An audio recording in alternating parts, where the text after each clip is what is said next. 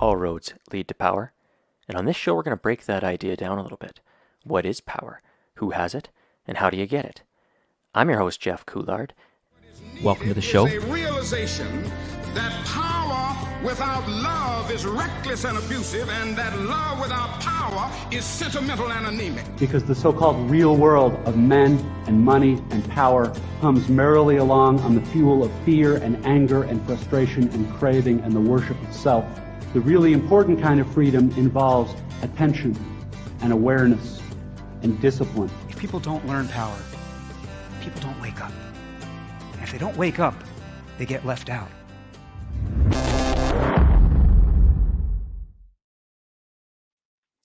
Okay, welcome back to another episode of Powerful. And this one is actually a fan favorite, Kimberley McAdams. She's back for round two. She kicked us off, I think, way back in September with our first live stream podcast show. And she's back tonight to talk about something that I think has a ton of value for all of us in our lives. And it's this idea of designing our relationships, designing our alliances in ways that are mutually beneficial and get us closer to the outcomes that we're after. And so I'm selfishly really excited to chat with Kimberley tonight about this topic. And I'm sure she's going to share a bunch of insights and wisdom with us tonight, as she did last time she was on the show. So Kimberley, thank you so much for agreeing to jump back on the show. Hey, thanks for having me, Jeff. I'm excited. This is one of my favorite topics. So awesome. Well, let's dig in, because I think when I think about the world and I think about the state of the world and I think about the polarization of the world, you don't have to go very far on social media or in the media to see breakdowns of, I guess, the relationships, right? Communities that are kind of being torn apart and polarized in lots of different ways. And I'm not suggesting that you have the silver bullet for that, or that there is a silver bullet for that, but it is an incredibly important topic, I think, for us to be wrestling with. And that's what this show is all about. It's wrestling with the big, important topics. So let's talk about it. First of all, it's maybe like, what is an alliance? So we're going to talk tonight about designed alliances, being really intentional about that. What separates an alliance in your perspective from other things? Or is it like, what are the hallmarks, or what's the characteristics of an alliance? Let's maybe start there. yeah, actually, I'd love to share a quote. As I was getting ready for our call, I was reviewing some of my old material. And one of my favorite quotes is, people are lonely because we build walls instead of bridges. And I think that it's a Joseph Newton quote. And I think now in our world, more than ever, we're feeling that way. We're overwhelmed with COVID and everything that's happening with that. We are burnt out. We're wearing so many more hats than we ever have before. And when we think about our relationships, our relationships are places, especially our families, where we go to recover, but we don't necessarily spend a lot of time consciously creating them as much as we do, right? Until there's those tension points. So what was your question again, Jeff? I took us in a slightly different direction, and I think we're coming back around. What's an alliance? How do you distinguish an alliance from other types of relationships? Is it to describe what an alliance is from your perspective before we get into how to design one? Yeah, it's a formal agreement to cooperate for a specific purpose. So there is I always think about a parallel track, right? So if we're about to go down on a parallel track together, we are in relationship with each other. An alliance is, how do we want to be in that relationship? And then the designing part of it is the artful or the conscious creation of something for a specific purpose, right? So we're thinking about, another word that I've heard used is engineering relationships. That to me is a little bit like more science-based, maybe a little bit different.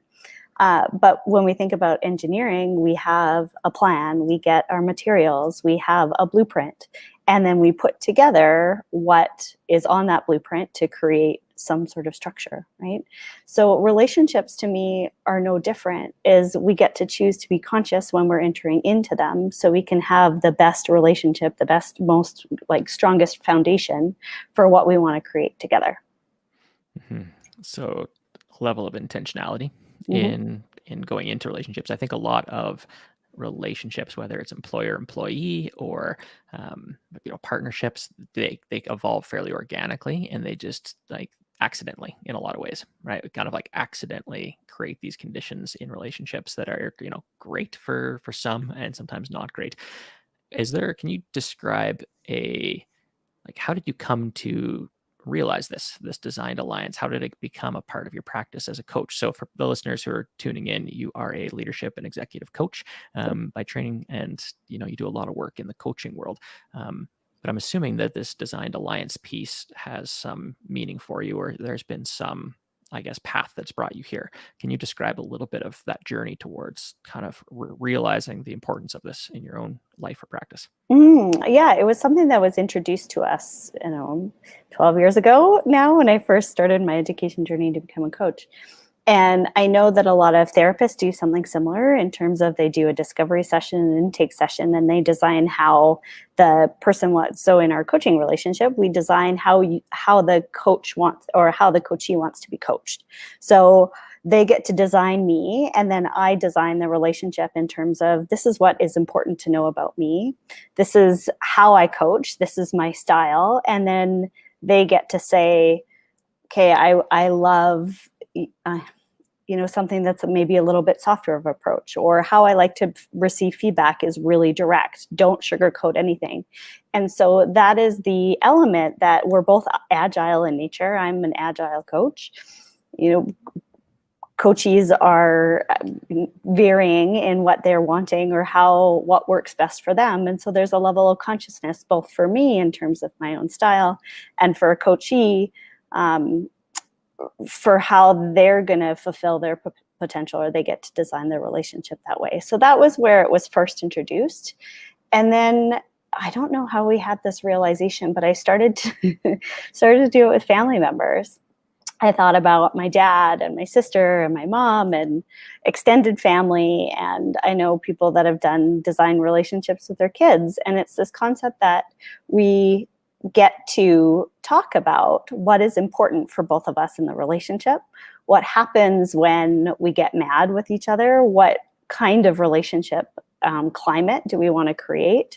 And it's a conversation initially, and it's a conversation that happens continuously, that unfolds kind of over time. Mm-hmm. So what are the core components of that designed alliance? And so, when I'm hearing you talk, there's behaviors. There's kind of behavioral expectations maybe around how we're going to be with certain things. You mentioned feedback in the coachee relationship, which is a pretty important one, because that's, the bulk of coaching probably is just like holding the mirror up and being, a good feedback board for people. So there's behaviors. It sounds like there's some values-based discussions around like what's important to me and what am I going to prioritize, or what do I want to prioritize in this relationship? What else is a part of that? Or is that the nuts and bolts of it? Yeah, no, there's so many different layers. So values are an interesting thing to talk about, right? Because I could have a value of connection, and you can have a value of connection, Jeff, but how we practice that could be two totally different ways, right? I could like to pick up the phone a lot, and your value of connection is a text here and there, right? But both is practicing connection. And so that is one of the things to talk about in a designed alliance, is how do you practice this value of connection, or what does that mean to you? So it's about pulling off the layers there. There is I'd say part of it is just here's some general things that to know about me. Here's what I'm striving for to do in my life. Here's the kind of leader that I aspire to be. If I've had personality style assessments, and you and I have talked about those in terms of our personal preference for those, or kind of personal insights, but it does provide a little bit of a foundation for two people to learn about each other. So some things to know. Another really important part I find in the conversation is what drives me nuts and what might drive you nuts about me. And because it's more about exploring the areas that there may be tensions or there may be pinch points, and to get those on the table right away. As we go through our stages in relationship, right? Or most of us have heard we're forming, we're storming, we're norming, we're performing, and we're adjourning. As we're going through those stages so any kind of relationship could be two people, it could be multiple people. a designed alliance and a consciously designed alliance gets to the performing stage a lot faster. Like, we tend to go deeper in the relationship quicker. Yeah, so it acts as a bit of an accelerator for like through those stages of development. I like that. What drives you crazy? If you can't just put that out there, I'm curious. I think I know a little bit about what drives you crazy, but what would you say to somebody that you were embarking on, say, a partnership with, to say, like, just watch out for this because it drives me nuts? I was talking about this the other day. Lateness actually drives me crazy. And so where it comes from is my background is from the restaurant and hospitality industries. And when I was, general manager and running a shift, if a server wasn't on time, and a table got sat in their section or customers came into the restaurant, they didn't get served necessarily because there wasn't someone there to take care of them. So in terms of lateness, and especially the communication around lateness, if someone is going to be 5 minutes late to a meeting and it happens once and they're apologetic and they give us the heads up of, hey, I'm going to be late by 5 minutes, it's a totally different experience than if that is a theme and it happens again and again and again and again. So that is something. So let me preface this by everything that drives us crazy comes from somewhere. We have a story about it, and that's what the important part about designing an alliance is we actually get to share the stories and the depth that's underneath those things that drive us crazy to help build understanding that someone can actually get behind us and we can actually be in relationship with them. Because that example that you gave isn't just, it's not necessarily the lateness, it's the lack of care that lateness demonstrates. And so the value that you're holding is around caring for the customers or caring for the team that you're leading, and that somebody being late and chronically late and not communicating that is a sign of not caring. And so I can see how that might drive you crazy if that's a value that you hold. Yeah, it's interesting because then there's layers to that too around not being aware of one's own impact, right? So the not caring is also if someone's chronically late without any communication around it. Well, my questions are they aware of what their impact is to other people? And if they're aware, do they care? So there's kind of a few different parts to that. Yeah, it seems to me that let's maybe talk a little bit about self-awareness, because it seems like to actually properly design an alliance with somebody, you have to be relatively self-aware or open to that awareness so that you can, I guess, accurately identify some of these pieces. So while you're thinking about that, I don't know if there's a question in there. I'm bad for not actually asking questions. I just make statements and then expect people to respond to them. But there's a piece that I run into sometimes in the territory of asking people about their values and what they care most about. Is some people have a difficult time pinning that down because we don't often have that in the front of our awareness. We have I'm caring about this person being late. That's the thing that's in our awareness, but we don't realize that it's connected more deeply to something. And it seems to properly design an alliance or get to the depth of relationship that you're talking about, it requires a high level of self-awareness. So let's maybe go there for a little bit. How do you cultivate self-awareness? I mean, I imagine that's all your coaching practice is cultivating self-awareness. How do you get people to a place where they can know who they are before they enter into relationship with people? So if we go back to the quote from the beginning, people are lonely because we build walls instead of bridges. I think the lack of self-awareness is why we do that in the first place, is someone just drives us crazy or rubs us the wrong way, and then we put up a wall without the question after that. It's what actually about them drives me crazy, and where does this come from? And so I think that is the first way to start to cultivate self-awareness is what are the things that we're passionate about, because we're passionate about them for a reason, the things that are easy for us. And then I'd say equally, if not maybe more important, is the things that drive us crazy, and to look there because they drive us crazy for a reason. And instead of just accepting that drives me crazy, it's just the way that it is, I urge people to just get a little bit curious as to why. Mm-hmm. Yeah, I think that's that it's just the way it is. Like you hit the nail on the head for myself and my general dislike of most assessments when they are like labeling of behavior. I've done, I'm sure you run into it lots where people will come and look, I'm a green, or I'm a red, or I'm a insert like a label as an excuse to not change, as an excuse to not be, I guess, aware of their impact in ways that they could then change that impact. It becomes this like thing that we hide behind, right? Is this like, I'm just this way. And for full disclosure, that drives me crazy when people hide behind a label, whether it's self-assigned or prescribed by somebody else, to describe their behavior and to get a free pass from like actually taking a hard look at it and changing it. So interesting.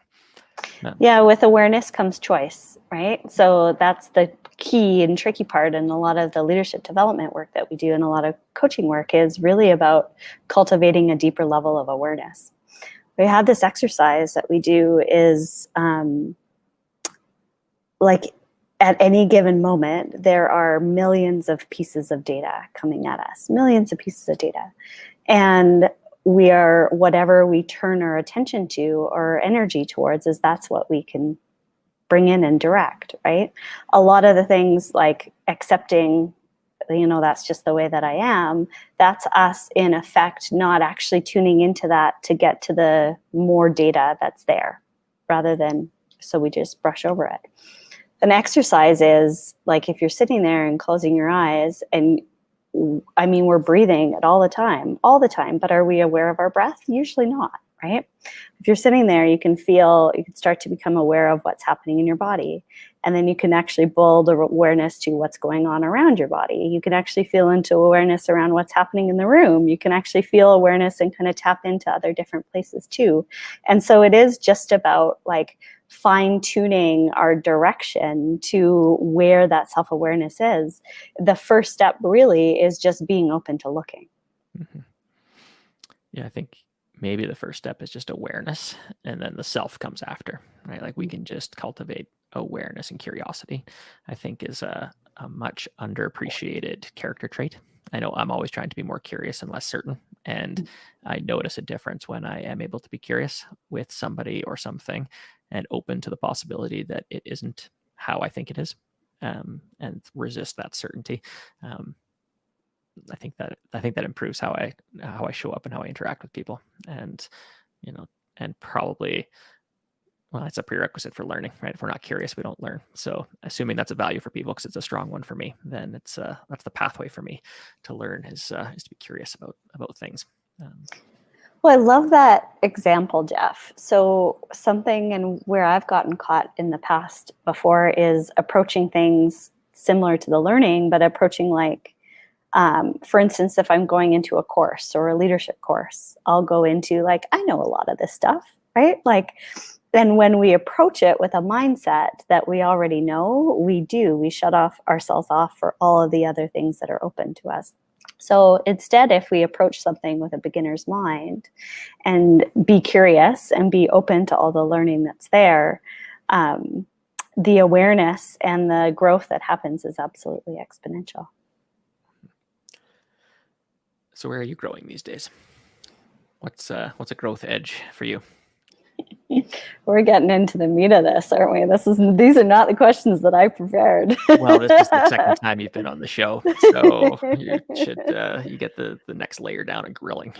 Yeah. Here's actually something that's really real for me lately. My leadership style, and something that I've spent a lot of time cultivating and truly owning, is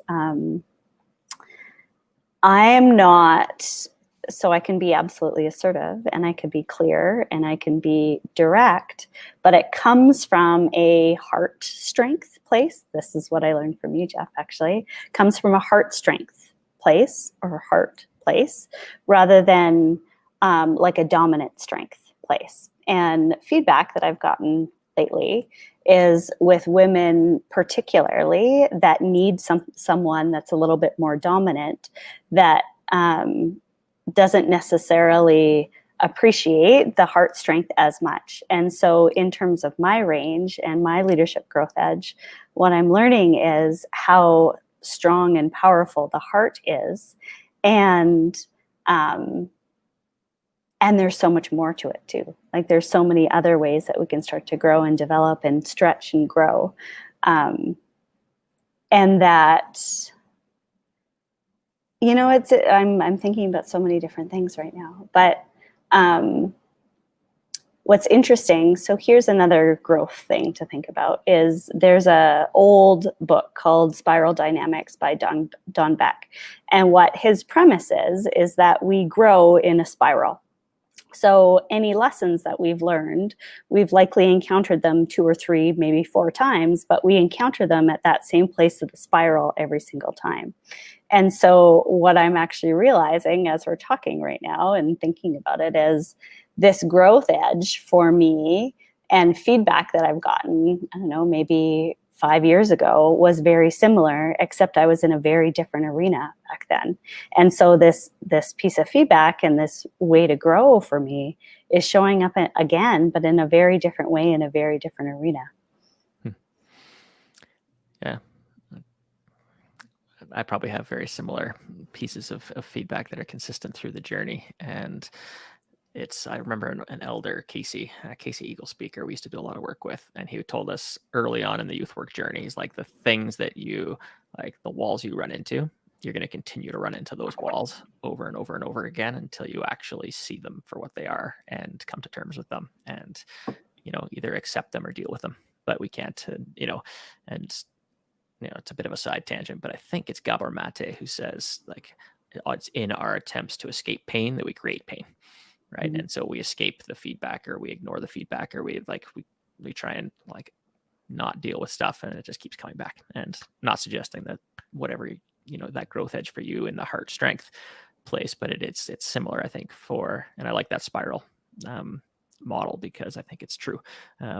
The themes that I've encountered with, you know, my own growth and feedback over the years have been very consistently outlined. You know, I thought I knew how to look after myself, and then I had like an anxiety attack at work, and I thought I knew how to look after myself after that. And then I got diagnosed with diabetes. Maybe it was diabetes first, and then anxiety. I was like, hey, now I got it figured out. And then no, something else happens. Right. And so it's a continual lesson. I think life is just this continual series of lessons. And so heart and power, or heart strength, and like that continuum is a really interesting one, because it's about as fundamental as it gets when it comes to how we show up in relationship. And so to think about, like, to keep us a little bit on track with our designed alliance kind of topic for tonight, knowing what our tendencies are and knowing what our preferences are, and also knowing what the impact of those are on other people and the perceptions. Like that's, I think, the magic of a designed alliance, is when we're really self-aware of, this is how I show up, and this might be how it's perceived by this type of person, or this partner of mine, or this, you know, person on my team.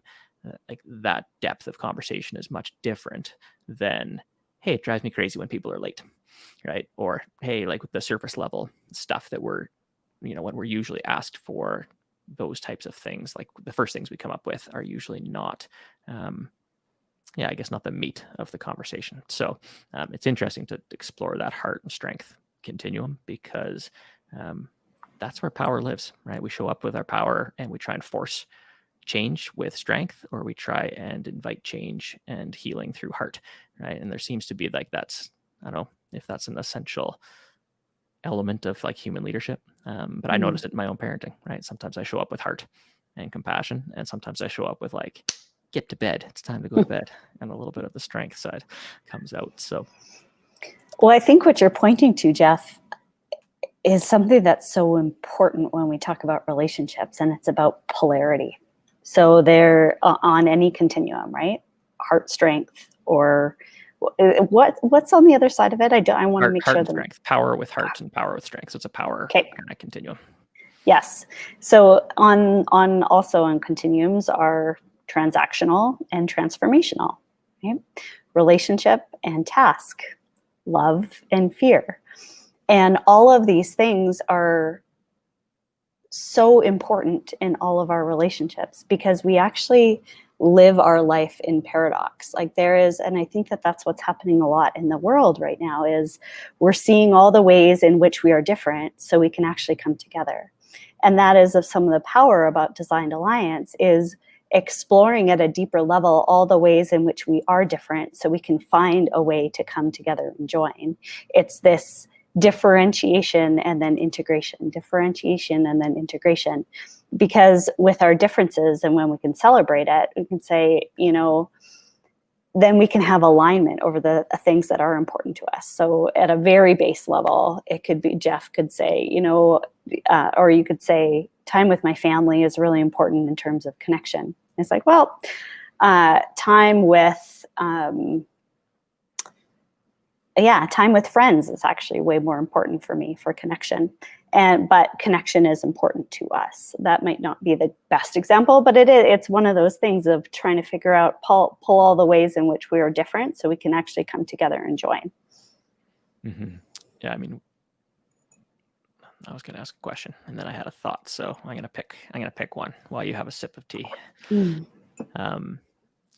Let's talk about alignment a little bit, because I think that fundamentally underpinning a healthy alliance has to be, like you mentioned, that parallel track early in the conversation. That parallel track has to be going somewhere, or pointed in, like it's pointed at something. Otherwise, it wouldn't be a parallel track, right? And so, how important is, I guess, the vision or the mission that the alliance is embarking on to an alliance? And what are some of the stages, or what have you seen be successful for groups that have embarked on this? At what stage do we talk about, like, what's the vision here for this alliance versus who are we and how do we want to be together? Is there an order that makes sense to you, or that you've seen?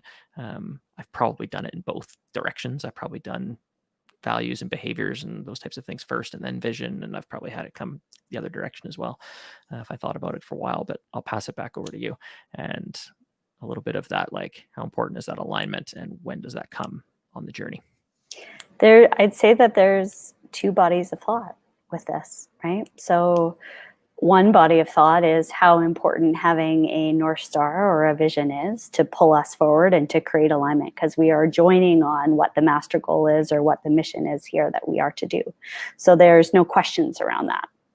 And then we can start to say, okay, if we have alignment and vision, then what does our relationship look like and what's trying to emerge?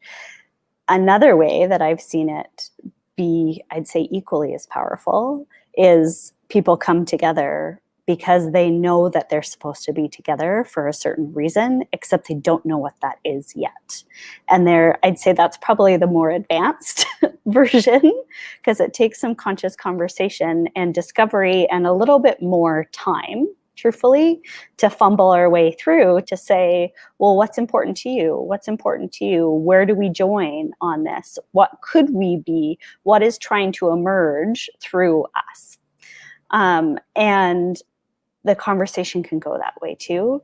I would say the easier one is to have a set goal or set vision first, and then to start to create an alliance around that. So for instance, with a coach-client relationship, it's very clear that usually the client is coming to me because they want a certain result. So we are together on that vision. I help them facilitate that vision. We agree on the vision together.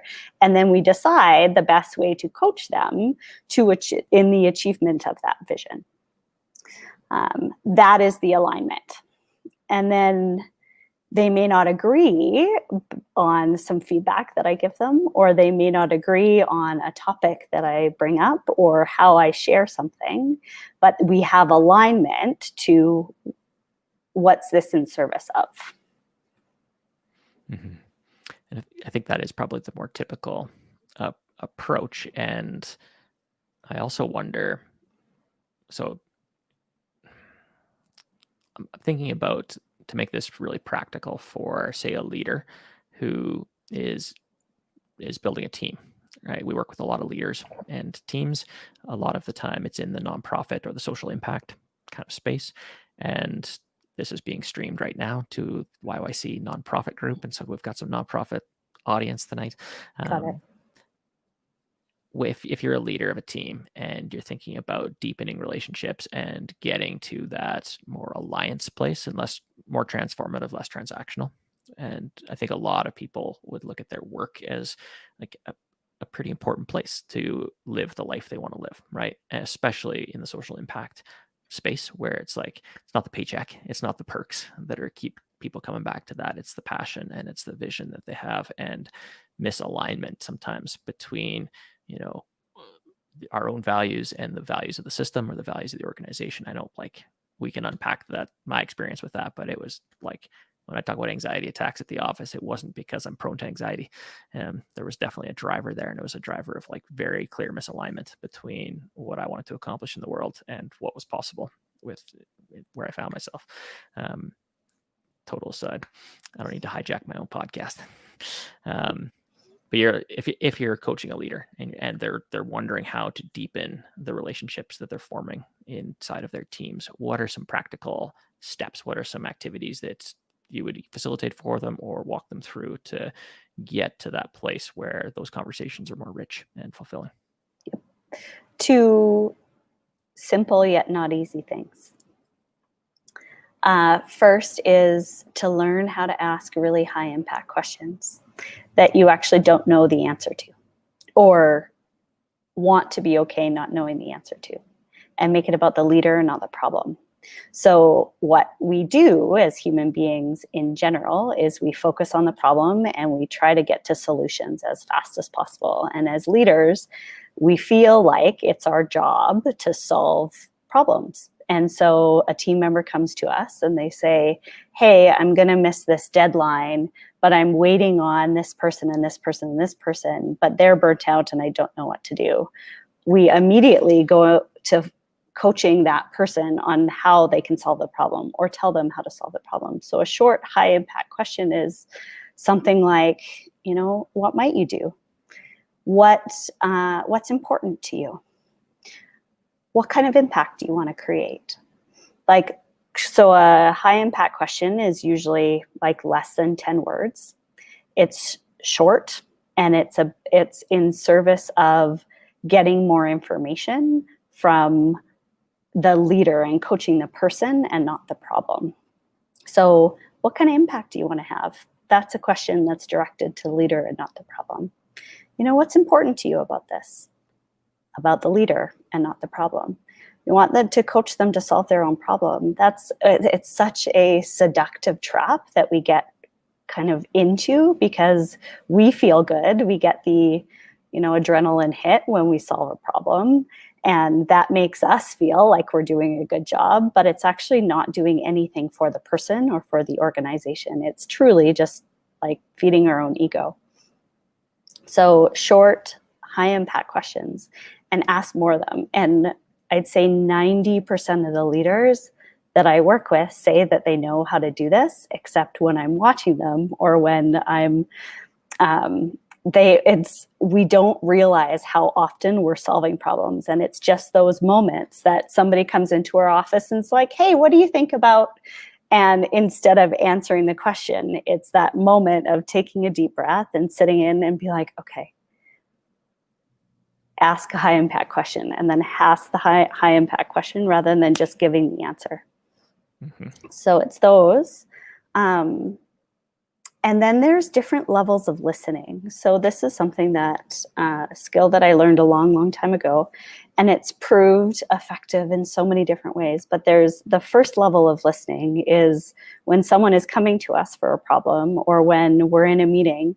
Level one is paying attention to our own thoughts and what we're thinking about. So we could be thinking like, man, this person is going on and on and on. They don't understand. Or we could be listening to, I've got something that's so important to say right now. And so I'm looking for an opportunity to butt in because I need to. So it's whatever internal voice or whatever internal conversation that we're having. Level two listening is about a hard focus on the other person. Like I can basically voice mirror them. So voice mirroring is being able to repeat what they're saying with what I'm saying to keep me really, really present in what they're saying. And I can repeat back verbatim what it is that they're saying. Level three listening is bringing in the person. It's bringing in any other conversations that you've had in the past. It's bringing in what you know to be true about their experience or what's important to them, and it's being able to repeat back in your own words what you think is happening. So it might sound like, what I think that I'm hearing that's important to you is this. And that's how people feel heard. So if we want to have any kind of impact, it's not about taking on more work. It's not about, scrubbing our schedule clean and having 15-minute meetings and doing more. It's not about that. It's about those moments that we have the opportunity to truly connect with somebody. It's those two things. It's asking high impact questions about the person, and it's about listening at a level 3, because we all know what it feels like to be heard. And it is an incredible feeling. And it's just not going to problem solving quite so fast.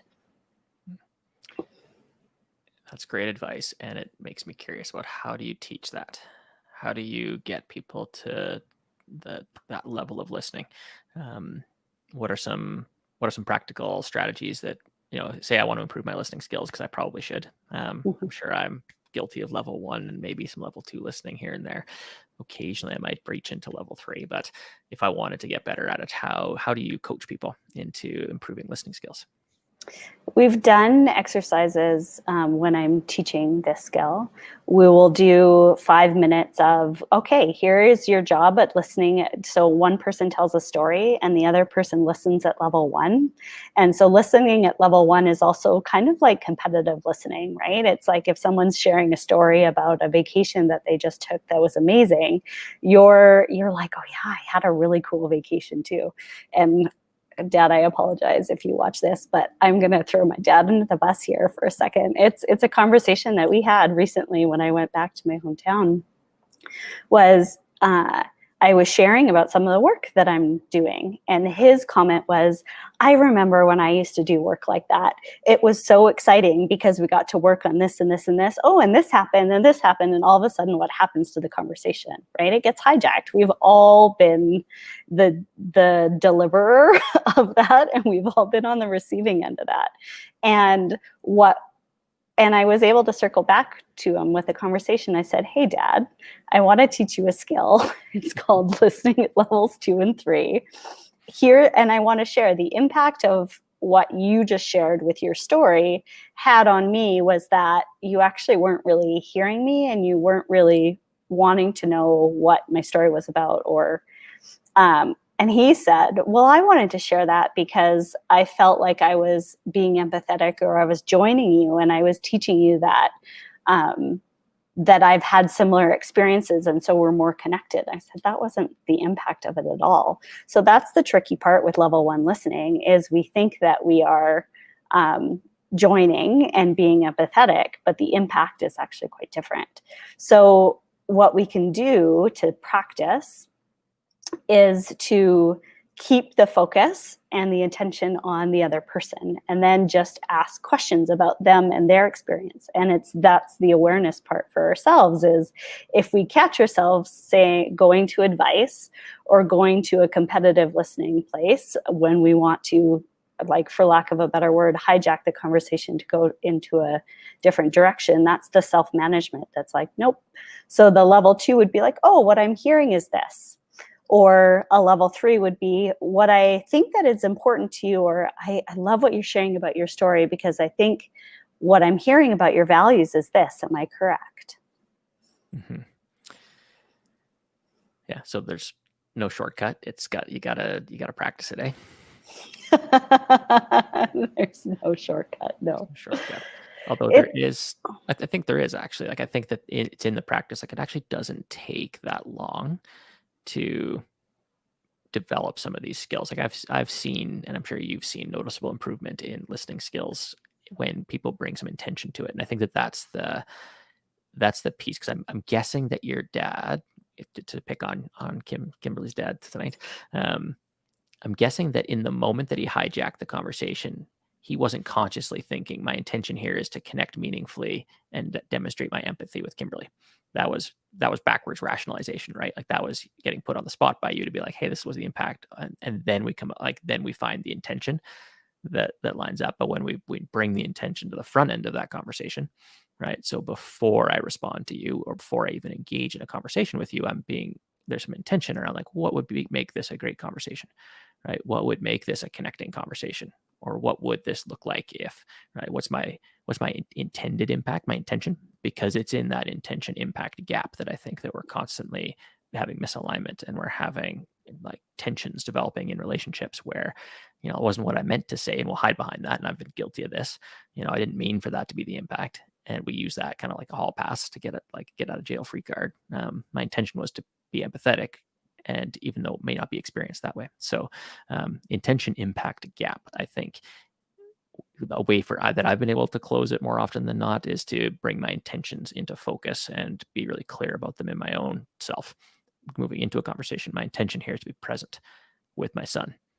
I'm much more likely to be present with him than if I don't like bring some level of awareness into the front end of the conversation.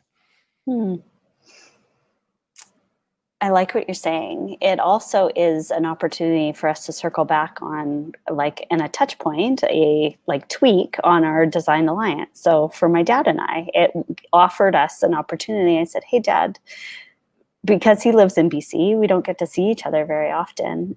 And I said, you know, what's important to you when we, you know, meet up again, or when we connect, or when I come back home? What kind of relationship do you want to have with us together then? And he said, oh, well, I want to, you know, share a little bit about what's happening with my life. I want you to share more of what's happening with your life. I want us to have a better connection or a better relationship. I said, okay, one way that we could do that is when I am sharing a story, what I would like is for us to be able to, you know, for you to ask questions or to get curious about my story. And when you are sharing a story or you have something to share, then we can talk about what you want to share. And so we're with family, it's difficult, I would say, especially as we start to introduce some of these new tools. My family is well versed too. They'll say, oh, this is Coach Kim coming out. Got it. Your role power starts to come out. Yep. Yeah.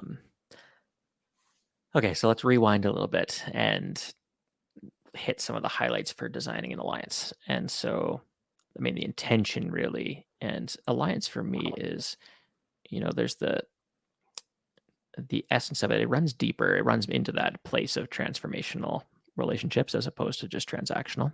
And I think that a lot of our life is spent in transactional relationships. You know, a lot of employees work for the paycheck, and that's the assumption that the boss has of them. And so we get into this place of you trade, you know, time and energy for money, or whatever, or you trade, you know, your truth for likability, right? We're always kind of we're in this transactional place of like, if I'm not going to say this thing that's really important to me because I want to be liked, or, you know, whatever. So there is at some level, there's a status game that we play, or a transactional game that we end up playing in relationship. But an alliance for me is like, I don't know if it's a willingness or it's a different depth of relationship where it is about transformation. It is about that North Star goal, right? That thing that's so meaningful that we're willing to make sacrifices for each other, right? In relationship, we're willing to set down some of the things that are important to us to you know, fight for something that's, you know, mutually beneficial, even though it might be hard, and probably is hard. I've seen a lot of teams implode when it gets hard.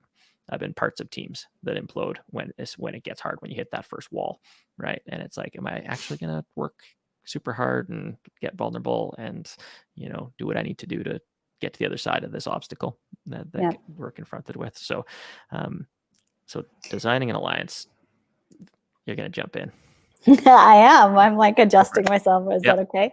Jump in. Well, there's some key parts, or some key things to pay attention to that are some indicators that we may need to design or redesign an alliance. That might be a good place to start. So anytime we are starting off a new business relationship, employee-employer relationship, anytime there is a beginning of something, someone that is going to be a part of your life and a part of your world, that it doesn't have to be a big design alliance conversation, but it could be as simple as, great, so what's important to you in a relationship? How do you feel supported? How can I support you? What do you need? Like, that could be as simple as a start. Anytime there is a new something new that's happening in our life. So an example that I'm thinking of is an organization that I worked with. I was teaching the power of designing an alliance to their coaching team. And one of them went back with his wife, and they were about to be new parents. And so they had a conversation that night about how do we want to design our alliance about being parents together. So anytime that there's kind of a turning the page, something new that's beginning. Another indicator that a design alliance is needed is there is friction or tension in the relationship. You find yourself venting about that person to another person, or you just find your interactions with them, you leave those interactions feeling like, that just actually didn't really feel good. And there's some dissatisfaction there. That's also an indicator of the importance of or consciously creating some sort of an alliance. Mm-hmm. Yeah. So basically, we should be engaging in a lot more designed alliance conversations and conscious designing than we probably are. I think a lot of my work is often getting called in. I don't get called when things are going smashingly well most of the time. And I imagine you don't have people showing up for coaching when things are smashingly well and they're hitting every target and milestone and goal in their life.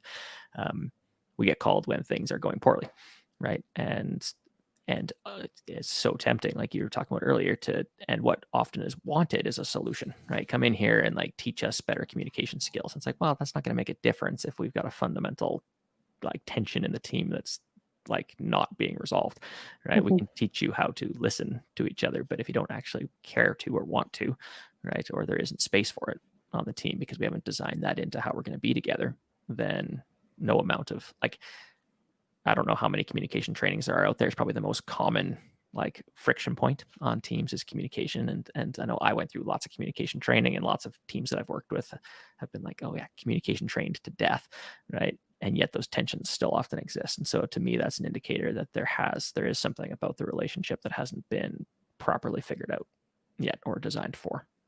Or acknowledged. And lots of times it ends up being a power conversation, which is my interest in the right use of power framework kind of stems from that place, because we all are wired to show up with our power in different ways. And the power is what impacts us. Like that's the impact that we have is through our power. So that's for another podcast, but yeah. There is, we're using the words design alliance. It could just be like having a conscious conversation about our relationship, right? Like, I don't want to put this language and this structure around it to make it like this thing that's bigger than it really is. It's just about what's important to me, what's important to you, and what do we do about it? And I think to your point earlier, the level in which I am self-aware, I can communicate that. And guess what happens as we start to have these like pinch points or challenging tensions that surface? I get to become more aware. I get to ask what my part in this is. And that is now fuel for me to have more conversations, more design alliance, more conscious conversations around how we want to be in relationship together. It's just a perpetual cycle and emotion. Mm-hmm. It goes back to our conversation, whenever that was, back in September or early October, which was around like conflict and artificial harmony and some of the, that ladder of assumptions and expectations into frustrations when those are unmet, and maybe into pains and stressors, as we let things fester. I think those are actually the points at which we can realize that there's something off in the relationship, and we can choose, we can make a choice to like address that, or like put a Band-Aid on the frustration. And I think a lot of the times we put Band-Aids on things in our life, and we start to accumulate all of these battle wounds and scars as we go about. And then we get protective and we start to build those walls that you talked about, that quote that you kicked us off with tonight. I think that's the roots of it. And so, it's an interesting conversation. Well, I think you and I have talked about this a little bit more, Jeff, is I truly believe that our future is more collaborative than we are right now. I really think that we're learning greater communication skills. We're learning how to design relationships and have conscious conversations. We're learning how to give greater feedback because our world is becoming more connected, not less. And we get to choose. And the world in which I want to live is way more connected than the world that we are right now, or even more so, right? And connected meaningfully. And so relationships are a part of life. They're everywhere. We can't avoid them. We can't. And every single one of them has something to teach us. It's just up to us if we want to see that. And so that's part of having design alliances and conscious conversations is, relationships are two people, they're three people, they're more, they're whole entities and groups. There's different levels of system there, and that's a whole other conversation. But the whole point is we get to choose, and we get to lean in or lean out. And the more that we lean in and start to have some of these difficult conversations, maybe a little bit awkward in the beginning, like you're like, because it's just not a muscle that we've really built, right? The easier it is in the long term. Hard in the short term, easy in the long term.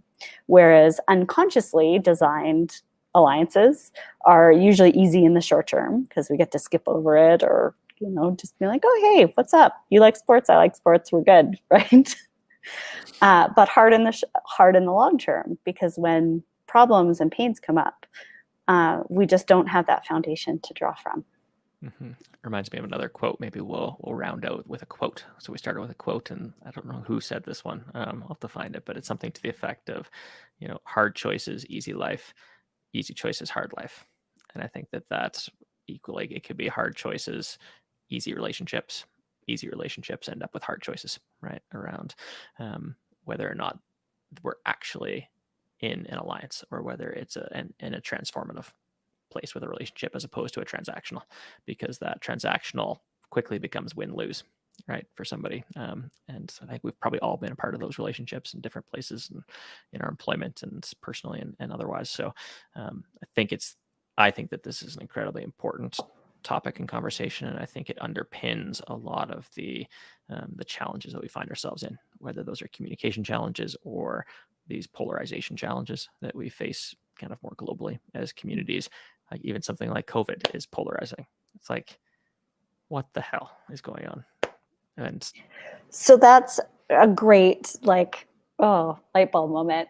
This is a great alliance to design. Someone in your office is like very protective or aware, we've got different restrictions in Alberta right now, but they are, people are all across the spectrum in terms of how safe they are, what their use of masks are. Like we all have, there's guidelines, and then all of us have different values along.